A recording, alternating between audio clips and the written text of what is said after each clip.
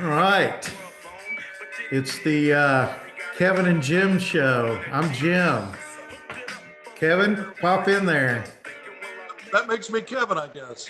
Yeah, that makes you Kevin. This is the all basketball all the time HogvilleNET YouTube. YouTube. That's all one word. Is that what we're doing? Replace the word podcast. We're HogvilleNET YouTube. HogvilleNET YouTube. And we're calling it the what, all basketball all the time or what? Everything Hoop Hogs with Kevin and Jim. Okay, Kevin, That's a starter. That's the test pilot title. you're the expert. You're the insider expert now. I'm just the sort of the outsider looking in now. I used to be more insider, but now I'm just kind of maintaining the stability maybe of this ship, I guess you might say, until you become the expert on YouTubing and video. And as I said on our previous show, Kevin, we may do this sometime just audio. We may do it video. People may get tired of looking at us. I mean, I'm sorry. We're, Tom Brady and Giselle. We're not. We're not rubbing elbows with beautiful people. I guess that's your point. But or if we're rubbing elbows with them, we're not among them. But I got to compliment you before we get into the big news tonight. This isn't sort of an extra podcast. We plan to do these maybe more like after games and probably on Sunday nights, but we do have some breaking news today, and that's what this short podcast will be about. I guess I'm having a hard time not calling it a podcast, but this will be where our short video, our vlog, whatever we're calling it. I just want to make a compliment. Your background is fantastic, a lot better than mine. I've just got the bar glasses in the back of mine. You've got the whole hog thing going. And of course, we started with Ice Cube because this was a good day for the Razorbacks. Give us the news. Well, 5-star, their second 5-star to sign in the last 3 days. Baye, national top 15 player. So he's, once you get into that top 10, top 15 range, you're going to be picking up projections to be a one and done. I expect that here. This young man, 6'11", he's versatile, forward, center, and he not only signed today, but he committed.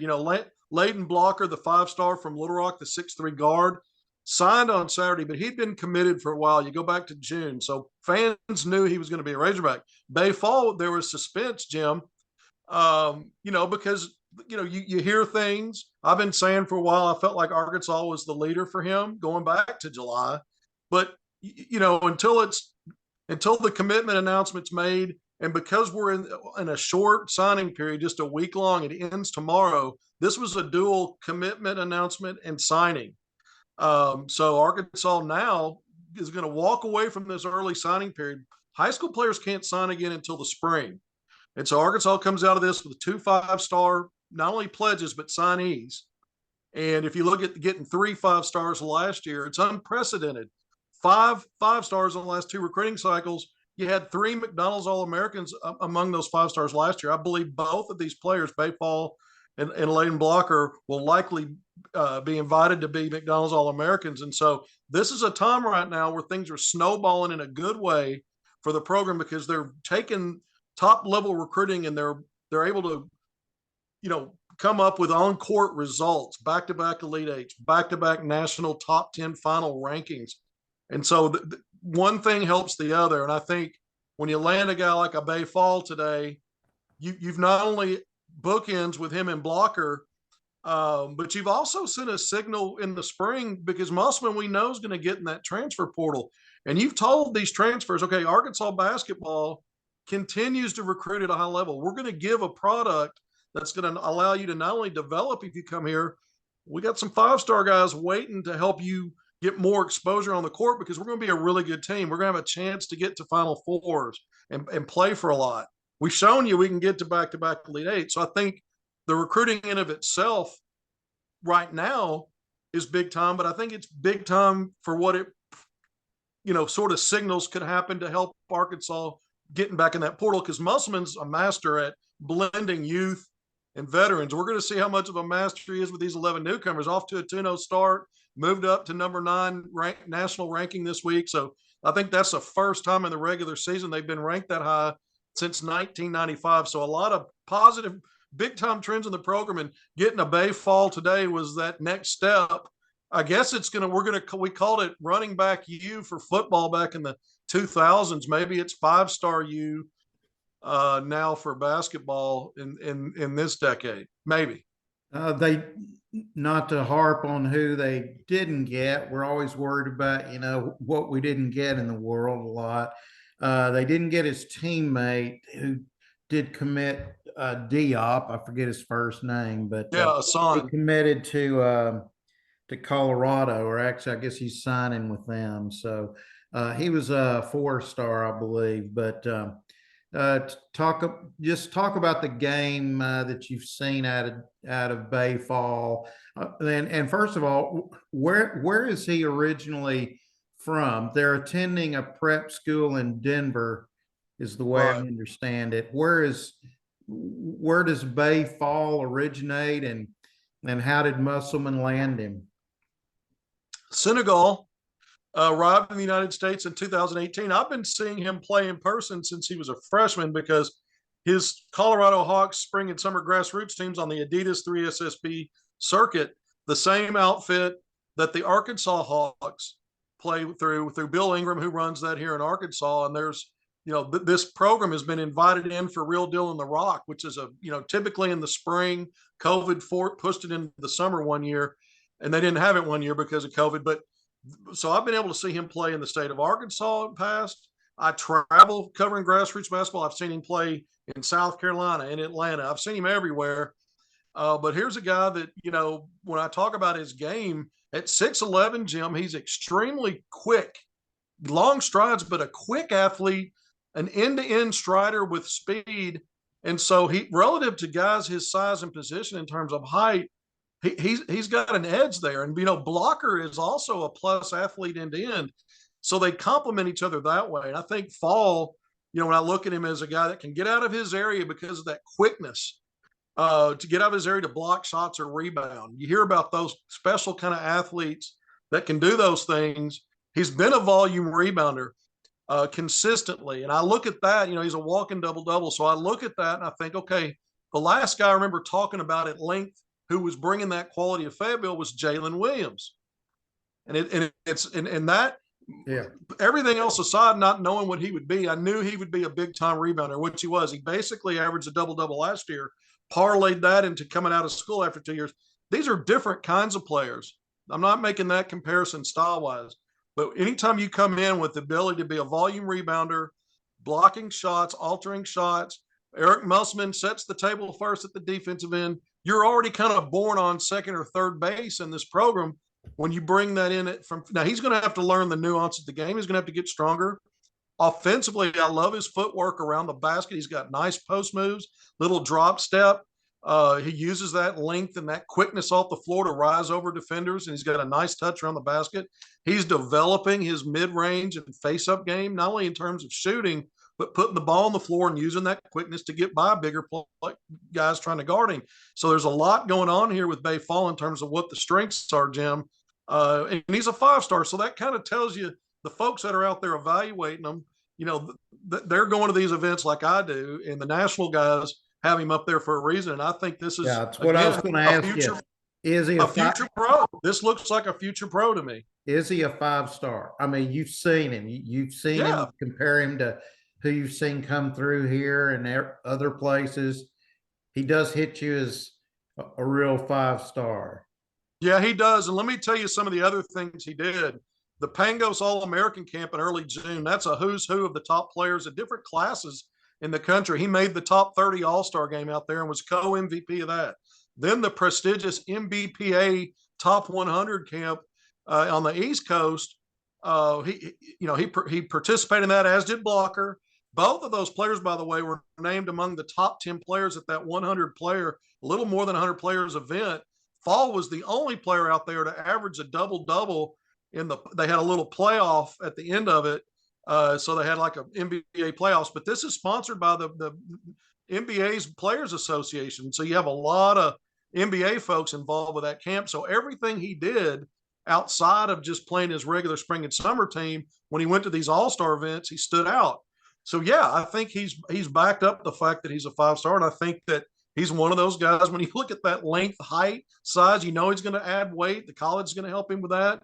He's going to learn under Musselman. He knows how to develop guys because he knows what the NBA wants. Yeah, I think this guy could potentially be a one and done, and he certainly projects somewhere down the line as an NBA player. That's exciting. Did you tell me that they were coming to play in Fort Smith or something this weekend? Is that still on? It is. I got a little distracted as we were both scratching our shoulder at the same time. I know we must be feeling the same thing at the same time. I don't know what happened there. It is the Kevin and Jim It is. HogvilleNET YouTube. I guess we can be in sync and everything. We're in sync. They are. Man. We've been in sync for a long time. That's right. Can people see these kids? Well, the kid we didn't get, but the kid we did that Arkansas did get, Baye Fall.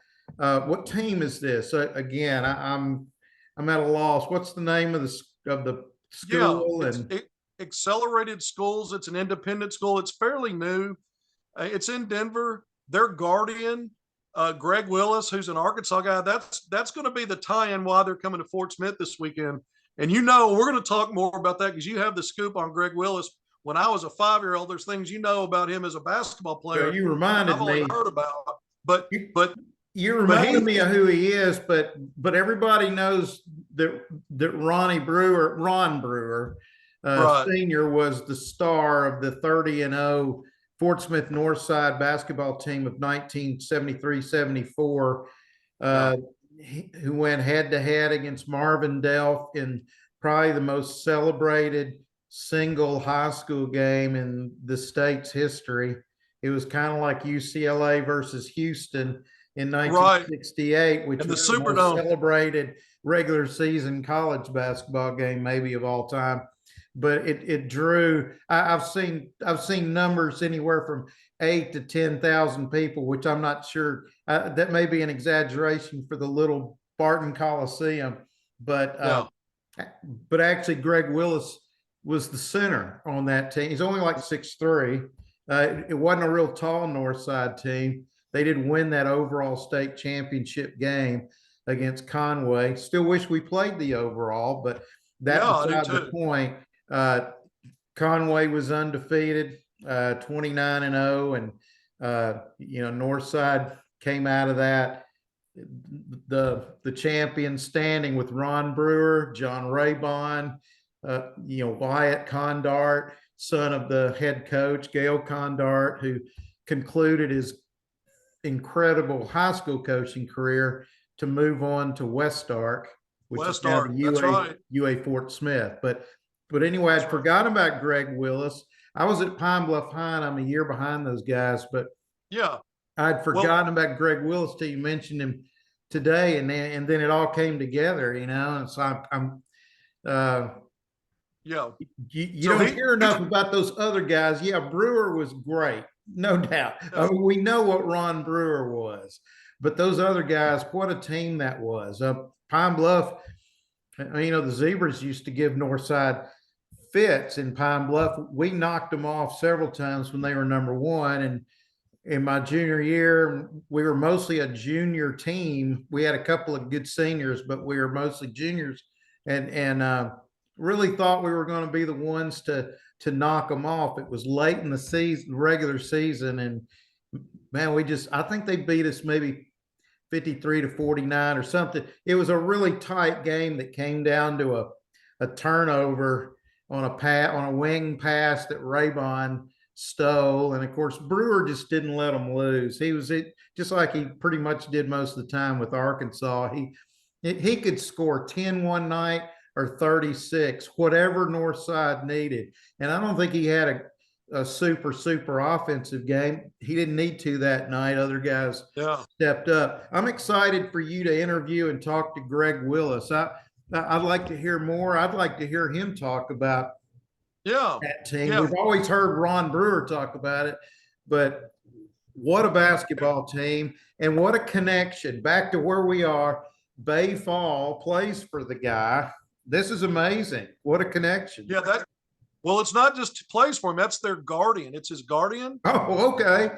It's his guardian. It's his yeah. spring and summer basketball coach. And then he's not technically he's not his coach at the high school, but this high school, Accelerated Schools, is a Greg Willits. He's a partner in developing that school. So, yeah, he's got his arms all the way around the recruitment of Baye Fall in a good way. I mean, he's been a great mentor on many levels as a coach, as a guardian, but they're coming back to Fort Smith Northside. They're playing in this showcase event on Saturday. There's 10 teams, 5 games.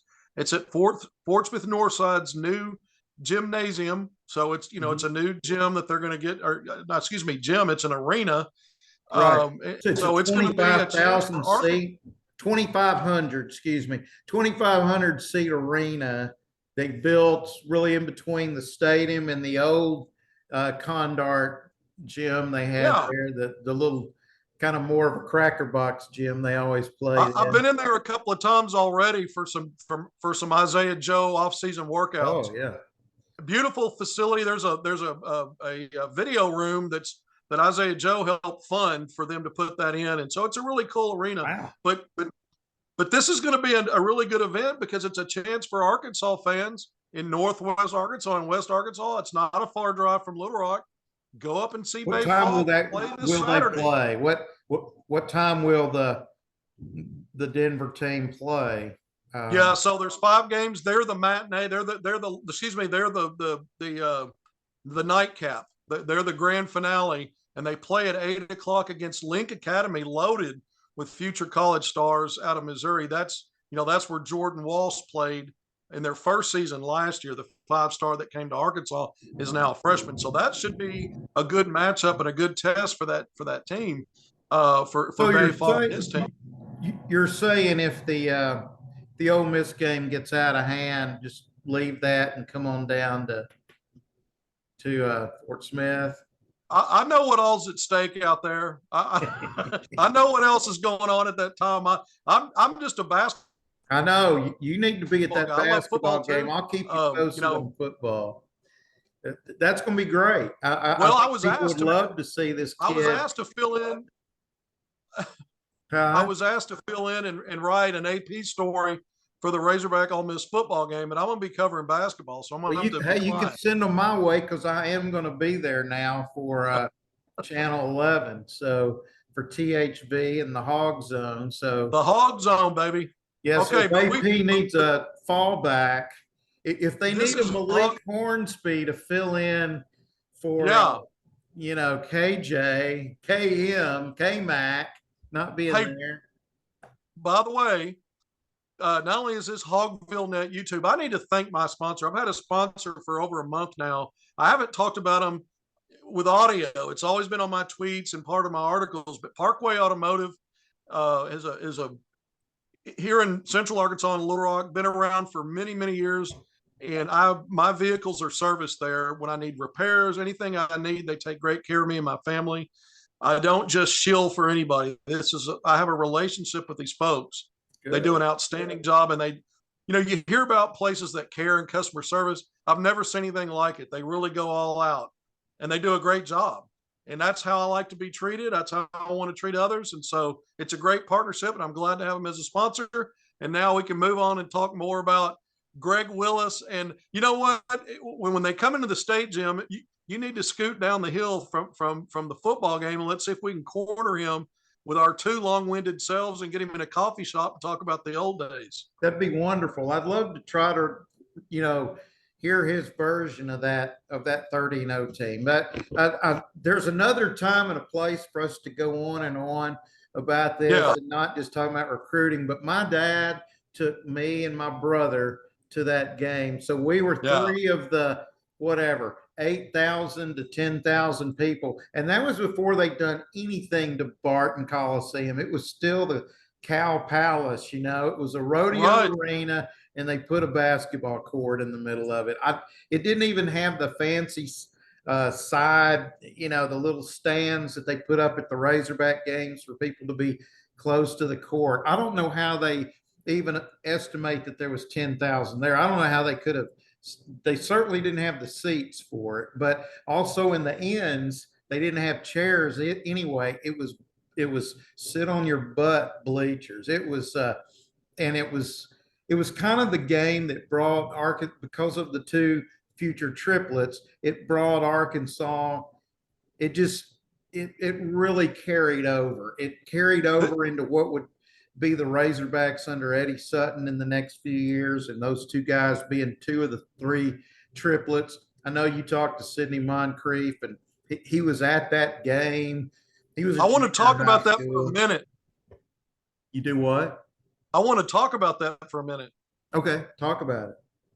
Well, you said two of the triplets, and then you brought that in. Yeah, there was a third triplet there. Yeah, Sidney. I sat down with Sidney almost a year ago for an in-depth interview, went over a lot of stuff, and we talked about that game.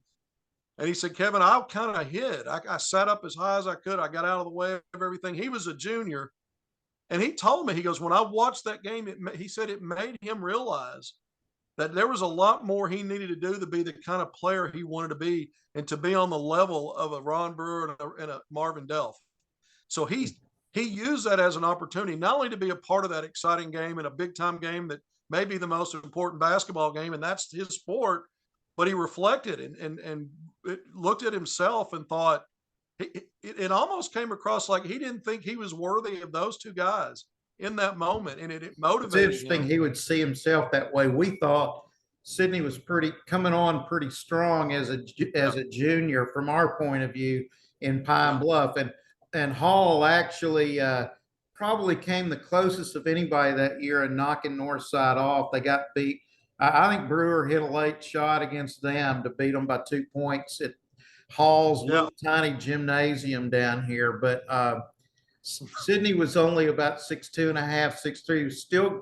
He was gawky and still growing into his role. Couldn't dribble with his left hand. Still probably couldn't do that even as a senior. But yeah, I could see that those guys inspired him. He told me one time though that he used to go up to Conway, or guys would come down here and they'd open.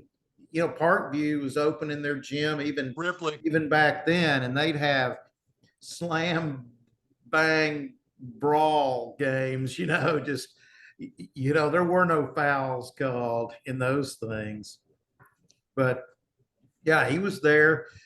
This is something we'll have to talk about again. I hope that we'll have another day when two guys like Delph and Brewer are facing off against each other, and it capped it. We've had games like that in recent years, but it doesn't seem to capture the audience quite like it did in 1974. But you can say the same thing about college basketball. We haven't really seen a game where a Magic Johnson and a Bird are bigger than the game. I mean, now it's the teams. It's Duke, it's Carolina, and hopefully Arkansas with some more of these 5 stars are going to be there. I got one more question for you, and then we're going to probably need to wrap it up for tonight, because I know you've got a Hog game tomorrow night to cover with San Diego State.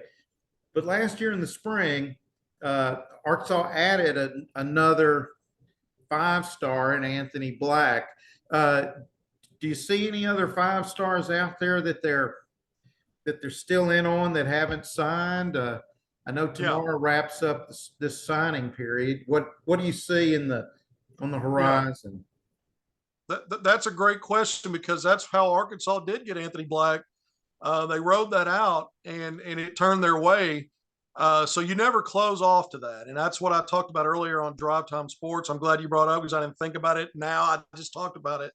But when I was talking about it, you've got 5 stars. You got some guys are going to develop and maybe be late bloomers and jump up. You see it, 2 or 3 guys become 5 stars kind of late. Anthony Black was one of those. Then you've got guys that don't commit. Things change in recruiting. So you always leave the door open. There's going to be attrition. There's going to be player movement in the spring. Musselman's going to drill down on that portal. I think he's going to focus on it. But I don't close the door on something like that scenario you just described, where there's another high-level guy that all of a sudden now you're in play for. Obviously, that's going to be something that they're going to that they'll be open to. So yeah, that's what makes recruiting so much fun. It's its own sport, and it really is year round. Yeah, there was a week-long signing period, but there's other opportunities down the road here, especially when you watch the season play out, Jim, because there are going to be players and things that change and players that develop. And you know, we're going to see, just watching college basketball, there's no telling how many players we're going to see who, and out of that group, 2 or 3 of them will be Razorbacks eventually. You know, we'll see them through the course of the season with no idea. This guy might up. I mean, Jalen Tate, we didn't see him play when Northern Kentucky came to Arkansas because he was hurt, but he was on the bench. Great. And everyone knew who he was. It was, you know, reporting on that matchup that was a guy that was a really good player. You know, a few months later, he's a Razorback and helps the team get to, you know, an Elite Eight. Justin Smith, Arkansas competed against Indiana when he was there. And then they get him, and he's part of that. So this is what is so much fun about recruiting. The 5 stars, Arkansas's in play now. They're not just in play, they're getting them. And then the transfer portal, Musselman does a great job. I think he's the best at it, which is a scary notion as good as he's recruiting high school right now to put it all together. Well, it's just I did not really think, I didn't really expect Musselman to be so good as what he's been, you know, with these 5 stars. It's just, it's amazing. I think we haven't seen recruiting like this, and I don't know if the excitement's been quite like it's been since early in Stan Heath's era. He was really getting some pretty good guys himself, and certainly not since Nolan's heyday. Right. It's been just really something. So, Kevin, It's a you good got to day. get us some names, and we'll keep talking about it. But as we said, it's been a good day, and it's time to wrap it Eric up. Musselman messed around and signed a walking double-double. I didn't even hear you. I hear Ice Cube. I don't even hear you anymore, Kevin. All right, we're going to let it go. Thank you, HogvilleNET, YouTube. Thank you, viewers. Kevin, thanks for this time coming aboard. I know you've been busy today. You'll be busy tomorrow. Follow us again. We'll probably have another special report before the week's over, and then we'll do our Sunday night thing. See you later. HogvilleNET YouTube.